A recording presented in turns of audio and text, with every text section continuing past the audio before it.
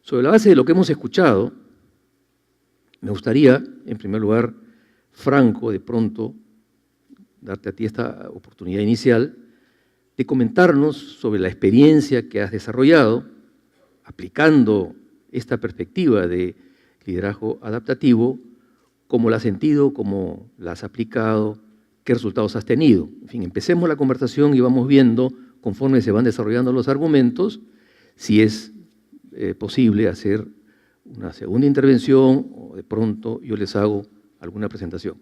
No tenemos mucho tiempo, de modo tal que vamos a manejar los tiempos digamos, más restringidamente, unos 10 minutos, y si, en fin, se requiere un poco más, veremos, pero por favor, Franco, te cedo la palabra. ¿Se escucha? Sí. Bueno, muchas gracias. Creo que lo primero quisiera ponerlos en la imagen de lo que representa Enseña Perú en la vida de alguien que se mete a esta experiencia, porque Enseña Perú tiene en su ADN el modelo de liderazgo adaptativo, solamente con una imagen. Imagínense que ustedes, cada uno de ustedes, en marzo del próximo año, justo le decía a Carlos que se imagine eso en el break, imagínense literalmente que ustedes en marzo del próximo año van a estar, no aquí, no en los pasillos de sus trabajos o no en pasillos de universidades o de lugares que conocen, sino que van a estar parados en una escuela rural a 3.700 metros de altura en Cajamarca y van a ser parte de un colegio público durante 2 años. Imagínense literalmente si ustedes tuviesen que entrar en ese reto. Los sacan de su trabajo y los ponen ahí, en un colegio público del país. Creo que para nosotros eso representa la experiencia de Enseña Perú, porque eso es lo que hacemos. Traemos talento de todas las carreras ya profesionales que deciden traducir su compromiso en acción, pero saliendo de su zona de confort probablemente de una manera bien especial, porque deciden irse 2 años a alguna parte del país a un colegio público a tratar de ejercer liderazgo y hacer que otros ejerzan liderazgo también. Entonces, creo que lo especial, lo que requiere capacidad adaptativa en ese punto, es que muchos de los profesionales que hemos reclutado tienen un historial de éxito, de buenas notas, de habilidades blandas, etcétera, pero cuando llegan a ese punto, muchas de las habilidades que los llevaron hasta ese punto, de repente ya no sirven en el momento en que tienen que pararse al frente de un salón de estudiantes o con una comunidad rural o con un profesor público para poder movilizar.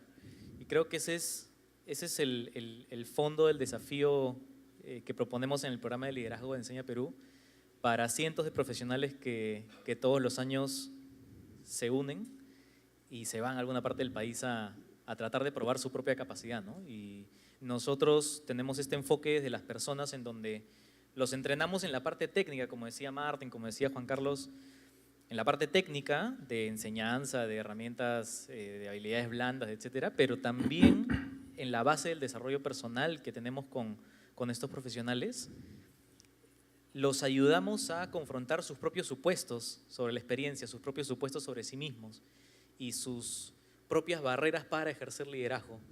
Y ese camino de 2 años está plagado de intervenciones técnicas, intervenciones adaptativas para que ellos puedan recorrer un camino de crecimiento personal y profesional que en el día 700, en el último día de los 2 años que están en un colegio público, no solamente terminan con un compromiso con respecto a la educación del país multiplicado por 10, ¿no? Porque han estado ahí y conocen lo que ha ocurrido, sino con un camino recorrido, una experiencia de vida que a veces para muchos de ellos va mucho más allá de lo profesional y que se encuentran en muchos casos transformados a sí mismos y no vuelven a ser digamos, la misma persona o el mismo profesional y de hecho vuelven a empresas, vuelven a ministerios, vuelven a muchas otras organizaciones, pero ya con esta experiencia de transformación personal. Y nosotros aplicamos el liderazgo adaptativo ahí para abordar lo técnico y para abordar también lo adaptativo de cada persona. Gracias, Franco. Lo que entiendo, con esto hago la conexión con la pregunta de Carlos, es que el desafío que ustedes enfrentan, claro, como lo ha señalado en alguna medida Martín también, es el desafío frente a la incertidumbre. O sea, estamos hablando de individuos que están en permanente transformación. Y por lo tanto, este es un proceso que probablemente no se acaba nunca, y que es un proceso que requiere volver y volver y volver. Ahora, no solamente se transforma el individuo, también se transforma la organización.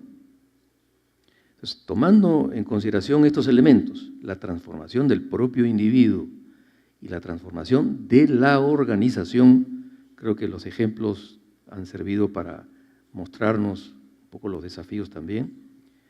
¿Cómo es tu experiencia, Carlos, en la dinámica del grupo en el cual estás trabajando ahora a propósito del liderazgo adaptativo? Muchas gracias. El tema del liderazgo adaptativo me tocó conocerlo hace unos años. Es una propuesta muy interesante, como creo que todos hemos visto hoy día en la mañana, gracias al profesor Martí y a Juan Carlos. Y no sé, en lo personal una reflexión muy grande de todo esto que lo voy a dar al plano personal, trato de usarlo y verlo en el grupo es que tenemos los ejecutivos esa urgencia de intervenir, ¿no? Como que todos probablemente los que estamos acá, que venimos de empresas, la mayoría, tenemos ese sesgo hacia actuar ya, hacia los resultados ya, ¿no? Veo algunas caras que les parece familiar lo que estoy hablando. Y claro, uno empieza a aprender que intervenir ya no necesariamente es la solución duradera.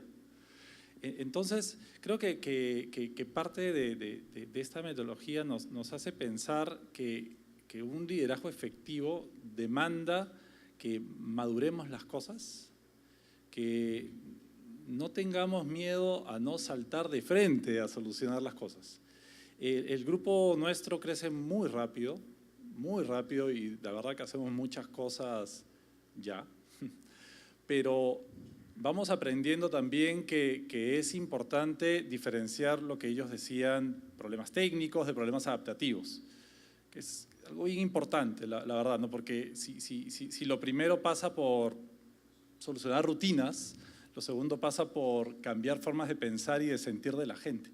Entonces, si te equivocas en ese primer diagnóstico y actúas ya, esa es una reflexión primera que quería hacer, es probable que a la larga salga mal la solución, el diagnóstico. Y la segunda es el tema de tú no tener miedo y de ayudarle a tu gente a que no tenga miedo de que las cosas es mejor a veces, si es adaptativo, conversarlo, mirarlo, discutirlo, que fluya la tensión, que fluya el conflicto, y vas a llegar a una solución mejor con la gente más involucrada, ¿no?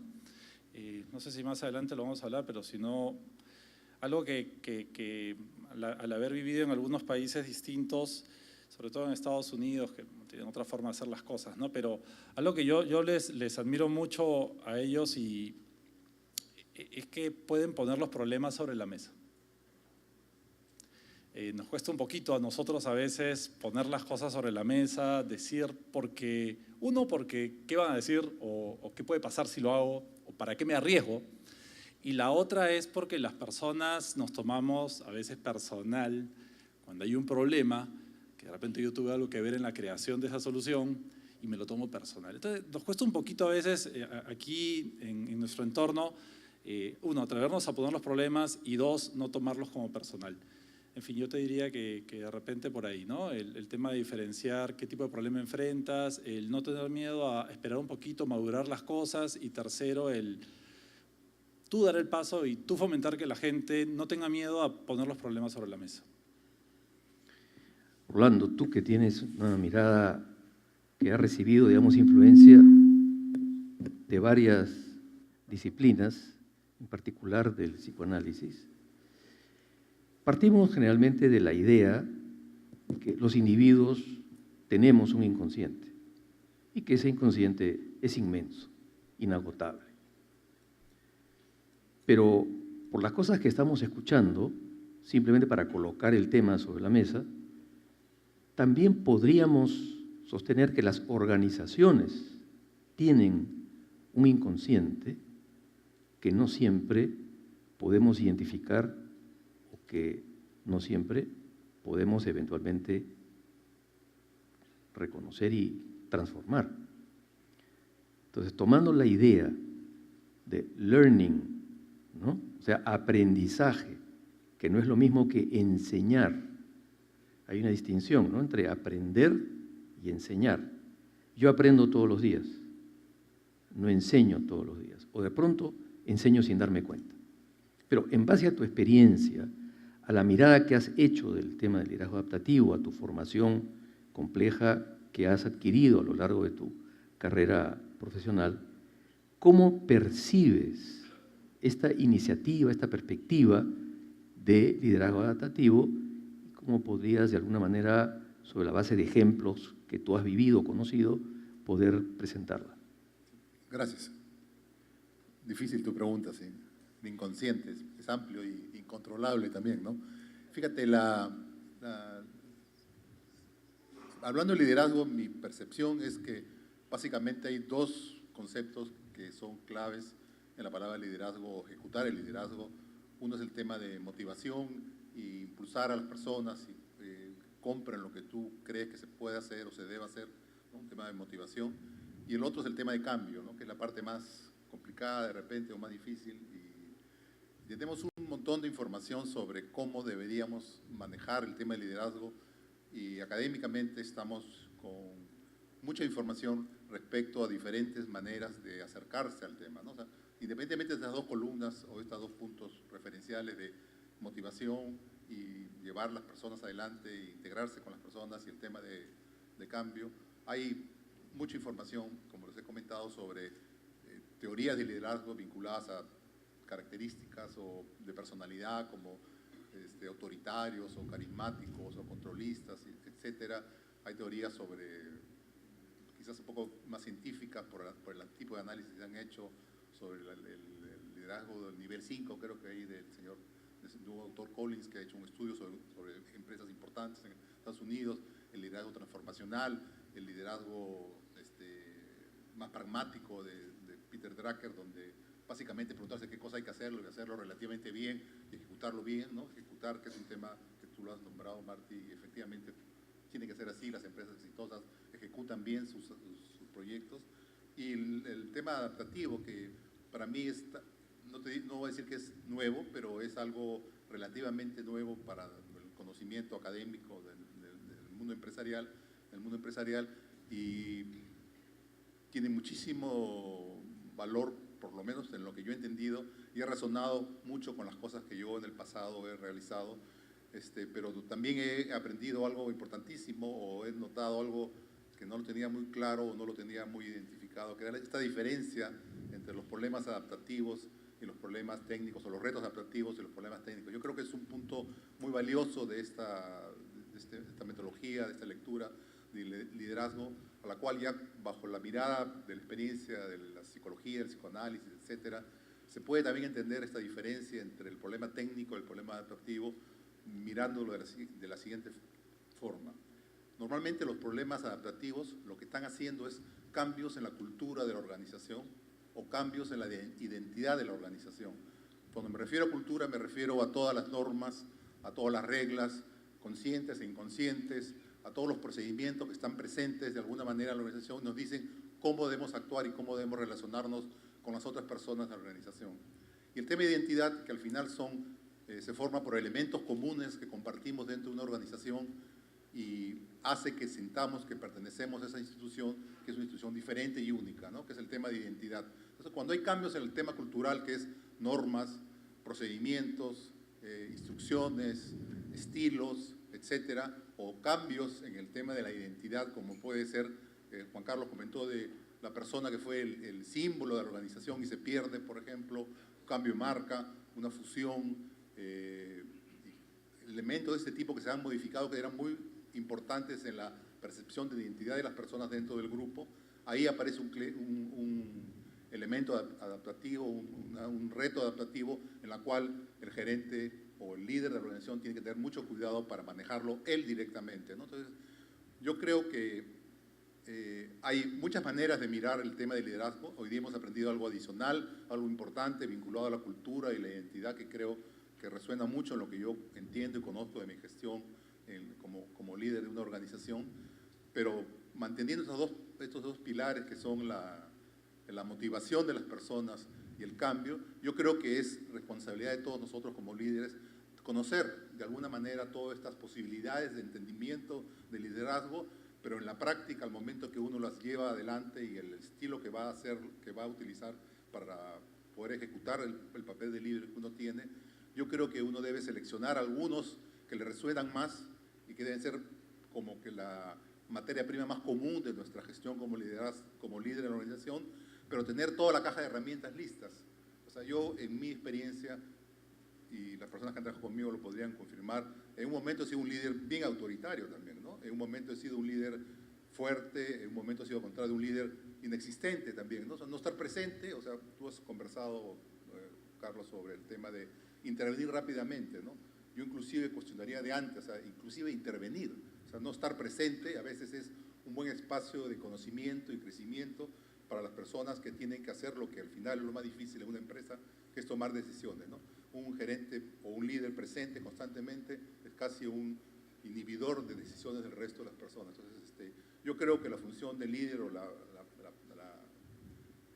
responsabilidad que tenemos nosotros como líderes en nuestras organizaciones es esa, ¿no? Conocer lo que hay atrás, elegir de repente algunas cosas que nos parecen las más cotidianas o frecuentes y después tener la caja de herramientas abiertas y utilizarlas en función de lo que en cada momento aparece, ¿no? O sea, un liderazgo más contingente, ¿no? Más de acuerdo a las necesidades de cada momento, ¿no? Ese sería mi punto de vista. Gracias, Juan. Tanto Juan Carlos como Martín nos han planteado dos aspectos del proceso que tiene que ver con la dificultad para generar la transformación de la propia organización. De un lado están las resistencias, ¿no? Ya hemos convenido en que esas resistencias son no solamente individuales, sino forman parte de una cultura determinada, ¿no? El otro aspecto es la capacidad de observación. Por lo menos en los casos que nos ha presentado Juan Carlos, él ha mostrado la dificultad de observar aspectos que desde una perspectiva distinta podrían haber sido relativamente obvios. Entonces, hay resistencia, pero también hay capacidad de observación. ¿Qué cosas limitan la observación y qué cosas disparan más aún las resistencias que hacen que finalmente uno pueda encontrarse en una suerte de callejón sin salida, a pesar de que la cabeza de la organización o alguien que ocupa un lugar importante pueda tener la visión más o menos adaptativa? Franco. Justo estaba pensando en lo que decía Orlando, perdón. Y creo que se me vino un desafío a la mente que tuvo Enseña Perú. Porque como entenderán, nosotros comenzamos, éramos 4 gatos en el techo de una universidad que nos había donado una oficina más chiquita que esto y ahí trabajando duro para hacer que salga la cosa, ¿no? En los primeros 2 años, la cultura de la organización tuvo mucho de garra, de fuerza y de cercanía muy fuerte entre las personas. Y ese es un ejemplo de qué tipo de retos adaptativos implica el crecimiento, ¿no? Porque desde el segundo año comenzamos a pensar, ok,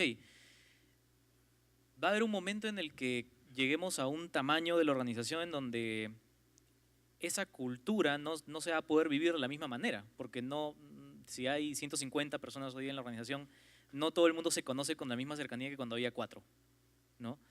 Y esa cultura de mucha fuerza y de mucha cercanía personal, inclusive, comenzamos a cuestionar cómo podíamos transitar hacia ganar mayor institucionalidad, pero sin perder cosas que no debíamos perder en nuestro ADN, que igual es la fuerza y la inspiración y de seguir juntos, etcétera, ¿no? Y creo que aquí viene un punto clave, que es que cuando hay desafíos adaptativos, una de las fallas a la hora de aplicar el modelo de liderazgo adaptativo es que se trate como si fuese algo que tiene que venir de la cabeza. Cuando ante un desafío adaptativo que está dentro de todo un sistema, todo el sistema debería tener una parte de la solución, ¿no? Entonces, a tu pregunta, ¿qué fue lo que pasó? Comenzamos a generar espacios en donde pudiésemos discutir entre todos estos temas de decir, oye, tenemos esta cultura, pero de acá a 3 años ya no nos vamos a conocer todos, vamos a estar en distintas regiones del país, no va a haber esa cercanía de la misma manera. ¿Cómo ganamos institucionalidad? ¿Cómo hacemos ese tránsito sin perder lo que tenemos, ¿no? Y creo que eso nos funcionó para poder tener esa conversación abierta y luego, a ver, es un proceso de ensayo y error, ¿no? Lanzas una cosa, una iniciativa, no sé, comunicación interna de tal tipo, comunicación interna de tal otro, temas de cultura, etcétera, y vas viendo cómo puedes hacer ese tránsito, ¿no? Pero en el fondo el mensaje clave es, el desafío adaptativo o el progreso, en todo caso, a partir de un desafío adaptativo, se hace con todo el sistema. Y generalmente una de las trabas es que la pensada viene de un equipo pequeño de 5 personas que es solamente una parte del sistema y a veces viene de manera vertical, etcétera, sin involucrar al resto de personas, ¿no? Ahora, Orlando ha señalado en algún momento cómo en ciertas circunstancias es necesaria una aproximación más vertical, en otras es necesaria una aproximación más tipo laissez-faire, ¿no? Ahora, ¿qué pasa en una organización cuando la cabeza de la organización tiene un peso enorme, como es seguramente o fue, de hecho, uno de los casos que presentó Juan Carlos? ¿Qué pasa? No te estoy pidiendo a ti, Carlos, ahora que nos hagas una necesaria explicación, pero ¿cómo sientes tú el peso que en la organización en la que tú estás, no me refiero exclusivamente a IPAE ahora, sino en general al grupo, el peso que tiene la cabeza de la organización y la necesidad, recojo lo de Franco, de hacer que el sistema piense, sienta y efectivamente se congregue, se reúna para provocar la transformación?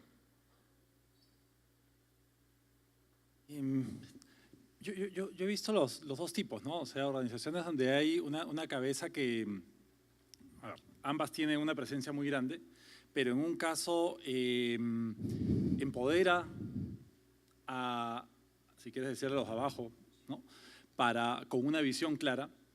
Y he visto el otro ejemplo donde la cabeza no empodera tanto y centraliza y toma decisiones y es más un estilo de consúltenme y de ahí nos movemos.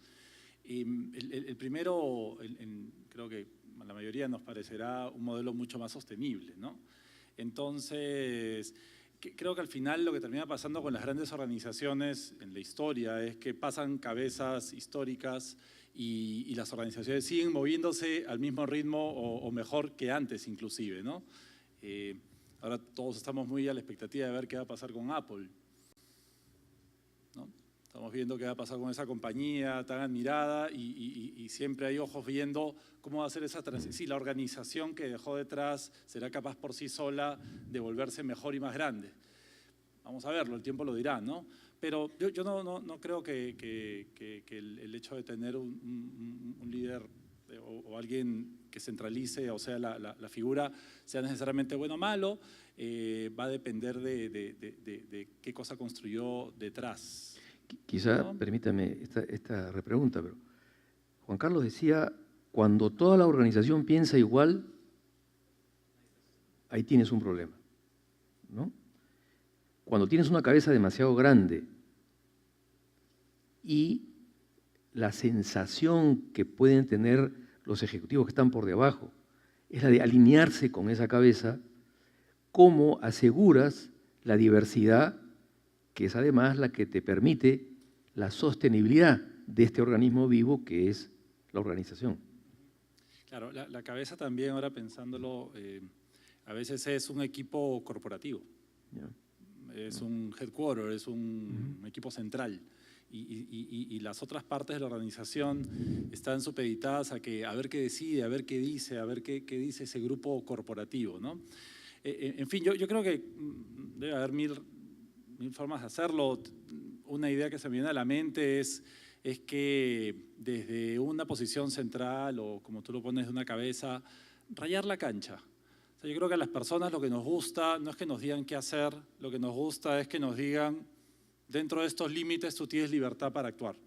Y si la cabeza, el equipo cabeza, raya bien la cancha, pone claro el qué se espera, uno puede sacar lo mejor de sí mismo y uno puede actuar con autonomía y bueno, ya dependerá de uno si ejerce o no ejerce el liderazgo, ¿no? Pero creo que rayar la cancha es la diferencia a te voy a decir qué tienes que hacer y cómo. Okay. Por ahí, ¿no? Gracias, Carlos. Orlando, tú que conoces la dinámica del empresariado peruano, o mejor, si quieres, de las empresas en el Perú, y tomando en consideración los lineamientos, las perspectivas que se han mostrado a lo largo de esta mañana, ¿qué dirías que habría que hacer para extender una mirada que incorpore esta variedad de riquísimos elementos que se han planteado, presentado y desarrollado?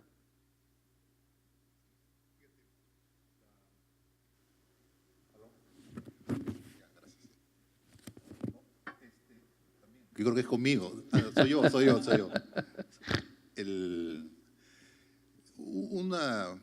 Hablando sobre el tema de liderazgo adaptativo, lo que a mí me ha, y repito esa palabra, resonado, porque hay que guiarse mucho también por la parte intuitiva, no solamente por la parte racional pura, ¿no? O sea, la información que tú has recibido te resuena, significa que te están moviendo ciertas conexiones que tú las has utilizado y te han salido o te han servido positivamente en el pasado, ¿no? Es el concepto de cómo es una aplicación eficiente del liderazgo adaptativo. Mi lectura, y lo voy a comentar, es la siguiente, ¿no? Normalmente nosotros tenemos el prejuicio o la opinión que, dado, y me refiero a la empresa adaptativa, ¿no? Que cuando sucede una modificación en el entorno, entonces nosotros decimos, ha pasado esto y por lo tanto yo tengo que cambiar para sobrevivir, ¿no? Esa es quizás una lectura razonable del tema, pero si nos vamos, porque Juan Carlos creo que habló del tema de Darwin y la evolución de las especies, si nos vamos un poquito más atrás, encontramos que, por ejemplo, nos imaginamos y nos hacemos la pregunta, ¿por qué las jirafas tienen el cuello tan alto? Entonces, una alternativa es que estaban en la selva y de repente las hierbitas estaban más altas a las hojitas y hicieron un directorio de jirafas y decidieron, tenemos que cambiar para poder sobrevivir, ¿no? Lo cual es falso porque, bueno, aparte que no conversan las jirafas, en ese momento ya se mueren de hambre, o sea, no hay ninguna posibilidad de que esto suceda así. Entonces, mi percepción es que, o mi intuición es la siguiente, ¿no? Primero, hay que hacer que la empresa sea una empresa adaptativa. O sea, creo que es el primer paso. El segundo paso es, bueno, hay cambios en el entorno, y el tercer paso es, voy a cambiar, pero voy a cambiar porque ya estoy preparado para cambiar. O sea, no es que estés necesariamente solo observando lo que está pasando, sino tú tienes que tener una empresa preparada, que Franco lo ha comentado ahora también, ¿no? Sobre que cómo puedes hacer tú para que la empresa sea la responsable y no solamente una persona de que el cambio se pueda dar, ¿no? O sea, todos presentes, todos en este proceso sistémico en que intervenimos todos con todos y estamos interdependientes, la empresa tiene que tener esa capacidad adaptativa. Yo creo que logrado eso, que también está en el desarrollo teórico que ha hecho Marty, o sea, cosas como, por ejemplo, una misión clara, tener la capacidad de delegar, tener conceptos como un trato individual, el tema de contenimiento, o sea, que poder soportar a la gente, soportar en el sentido no de aguantarlas, sino de sostenerlas, en caso de que las cosas no estén yendo bien y haya crisis, de quitarles el nivel de ansiedad para que puedan trabajar con más calma, el tema de tomar decisiones, supervisión baja, rayar la cancha adecuadamente, etcétera, hace que una empresa sea una empresa adaptativa y por lo tanto, al momento de presentarse este cambio en el entorno, no tienen que hacer el directorio de las jirafas y decir, oye, ha pasado esto, hay que cambiar, sino yo creo que la empresa tiene que estar dinámicamente desordenada, con entropía alta bajo la lectura de ingeniería, que pueda permitir que en el momento de que se presente un cambio del entorno pueda adaptarse, ¿no? Yo creo que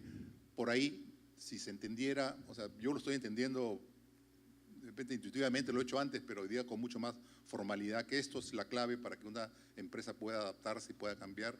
Yo creo que contribuiría a tu pregunta sobre cómo extenderlo, ¿no? Muchas gracias. Toda organización transcurre, vive, se desenvuelve en un contexto determinado.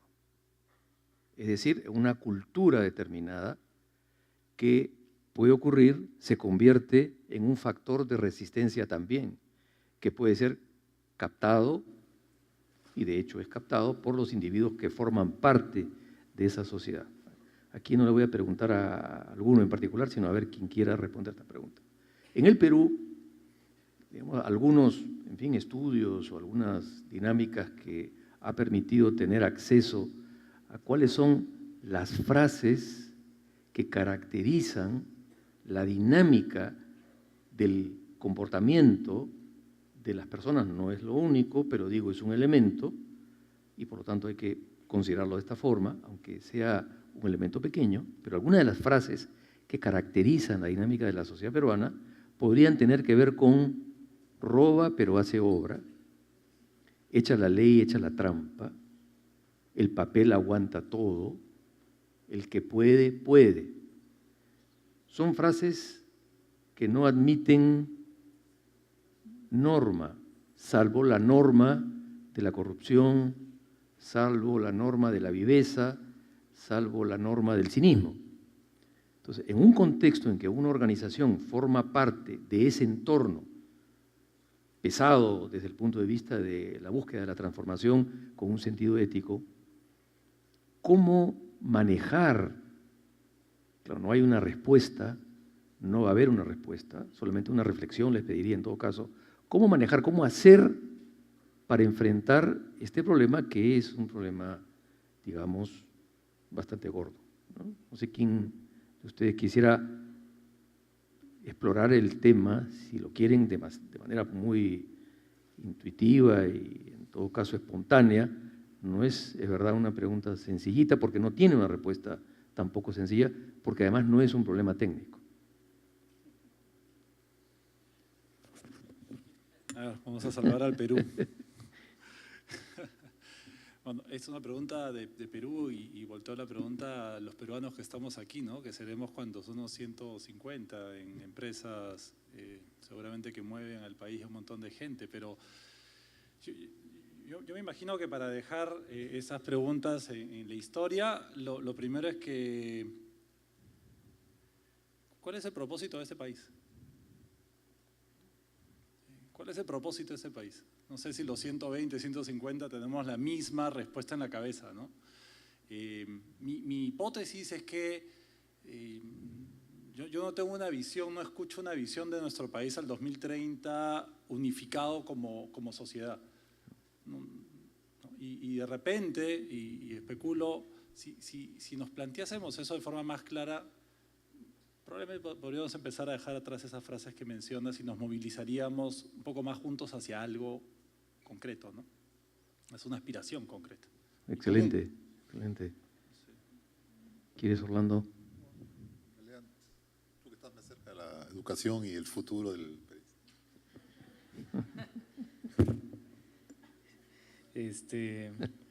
Lo primero que diría es que